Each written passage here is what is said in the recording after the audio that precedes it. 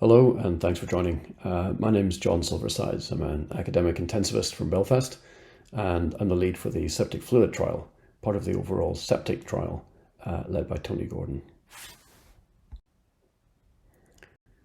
So the research question that we're interested in the SepTiC Fluid Trial is this: does conservative fluid therapy with active removal of accumulated fluid or deresuscitation improve clinical outcomes compared to standard care in patients with sepsis? I'd like to give a little bit of background around the trial to explain why we're doing it and what our reasoning is for some of the choices that we made when we were designing the trial. We've known for some time now that accumulation of a positive fluid balance is a very common occurrence in critical illness, and particularly in sepsis, and we know that it's associated with adverse outcomes.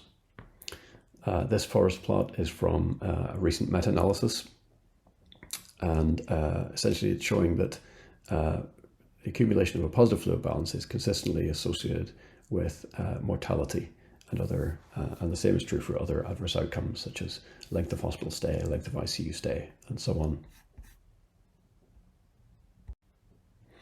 The reasons for this are fairly complex. We know that patients are predisposed to retain fluid, perhaps because of endocrine influences and also the frequent occurrence of acute kidney injury. But the fluid we give is important too, of course. Now, it's often assumed that that's due to large volumes of fluid given for fluid resuscitation, but in fact, that's only part of the story. There are a number of studies now which have shown that a positive fluid balance is associated with a variety of sources of fluid intake. As you can see from these diagrams, the largest proportion of that is not from bolus fluid given for resuscitation, but rather it comes from maintenance fluid, from drugs given as dilutants for medications, nutrition, and then there are blood products and other things as well. So to address this problem is fairly complex. It's not simply a matter of giving just less fluid up front when we're thinking about resuscitation. You might have seen a graph like this before. This describes 4 conceptual phases of fluid therapy. So the first phase is rescue, and this is where the patient presents extremely sick and we give fluid very quickly in an attempt to achieve some kind of stability. So typically that might be in the first 3 hours as specified in the Surviving Sepsis Guidelines. It might involve a volume of fluid in and around the 30 mils per kilogram that's mentioned there. But we're not specifying that that volume of fluid has to be given. It's very much dependent on clinical judgment.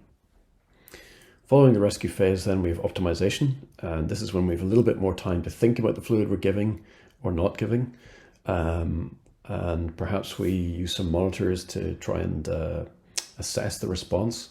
So for example, clinical parameters like cap refill and urine output, or perhaps we use passive leg raise or even cardiac output monitoring or echo or something like that. And then there's a stabilization phase where we're not necessarily consciously giving fluid. And then finally, we often end up with a de-escalation phase where we're trying to actively remove accumulated fluid. And this is often when fluid overload becomes clinically apparent. So very crudely, those are the 4 phases of fluid therapy. In SepTiC Fluid, we're interested particularly in the final 3. So before you go into the trial, we expect the rescue phase to be complete. And that may have taken in and around 3 hours. It may involve a volume something like 30 mils per kilogram, but we're not specifying any particular volume or time frame. You just have to feel that the initial fluid has been given. And then we have an algorithm which tries to deal with the optimization, stabilization, and de-escalation phases of fluid therapy. Now, in terms of previous trials, this is a few years old now, but we do know that strategies which aim to minimize fluid accumulation, either by conservative fluid management or by active deresuscitation, may improve clinical outcomes. That's improvements in terms of ventilator-free days, ICU-free days, and a trend towards lower mortality, as in this graph.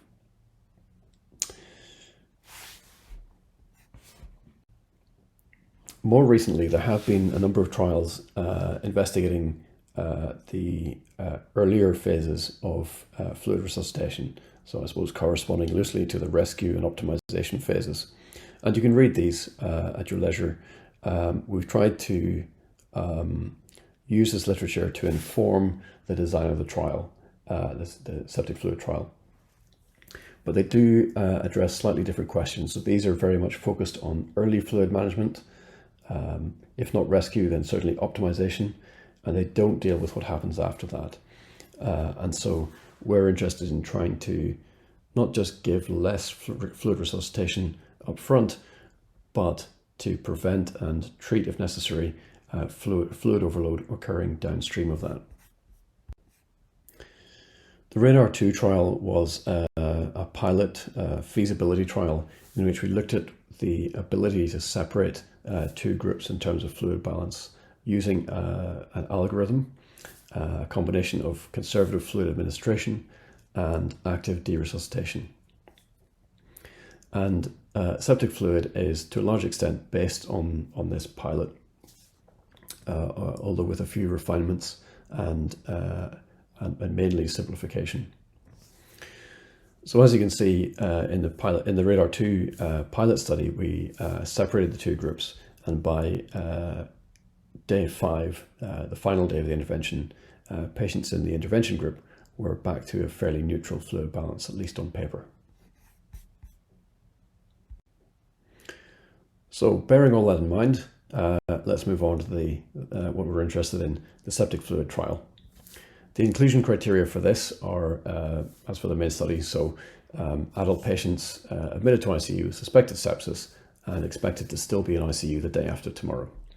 They need to be receiving IV antibiotics for suspected sepsis, and that initial rescue phase of fluid resuscitation should be complete. How that's defined, we've left to the individual clinician. We just think that's very difficult to protocolize, and so we've left that to clinical judgment. It doesn't mean that you don't think any further fluid is warranted. It just means that that initial rescue phase is over. Exclusions I'm not going to go through in detail, just to point out that DKA, HHS, diabetes insipidus and subarachnoid hemorrhage are conditions where there is perhaps a stronger impetus to give a particular fluid regimen, and therefore those patients are excluded from the trial. So let's talk about the intervention. The idea is to follow a conservative fluid strategy as soon as possible after randomization. So the initial fluid boluses have been given.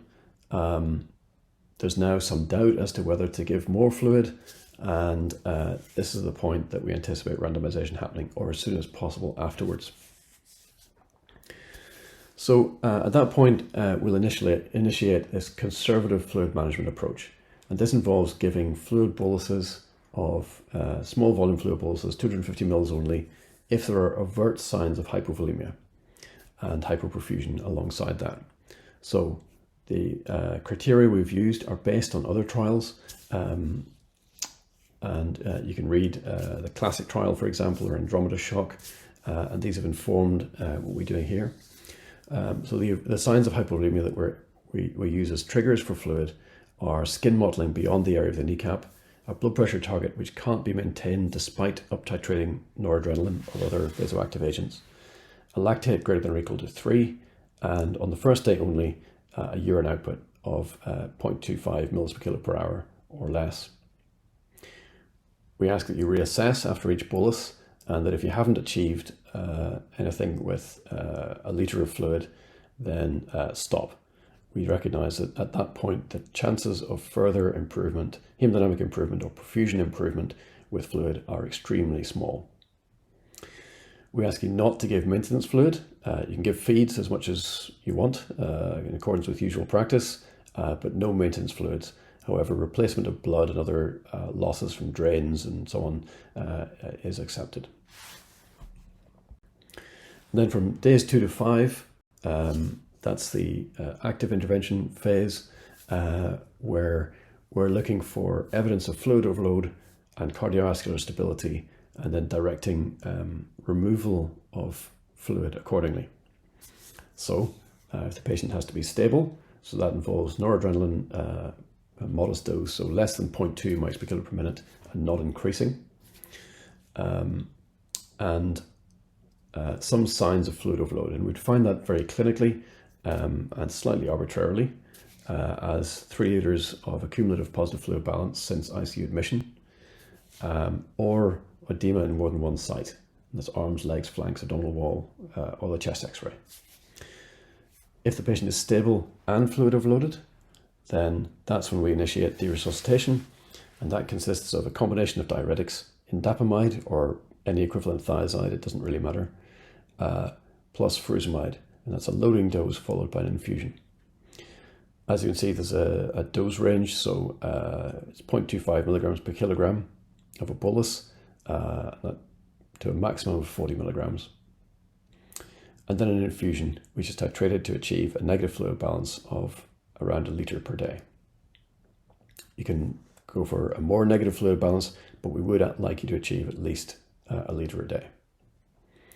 If the patient's on renal replacement therapy at any point, stop the diuretics and aim for a similar negative fluid balance using fluid removal on CRRT instead.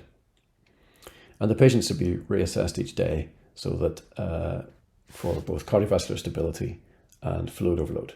If the patient's cardiovascularly unstable, don't deresuscitate. And if the patient is no longer fluid overloaded, there's no reason to deresuscitate either. So we're aiming to make this involve clinical judgment and something akin to what we might use in clinical practice. This is a flowchart basically illustrating the same thing. If we zoom in a little bit, so firm randomization, that's day 1. No maintenance fluid. We also ask you to concentrate the drug volumes in the smallest volumes that you can. You can consult your pharmacist as required to do that. Classic example is cotrimoxazole, which can either be given in litres and litres of fluid, or it can be given neat through a central line. So if you have the option, please give it neat through a central line. But there are lots of other examples too. That's just a really glaring one.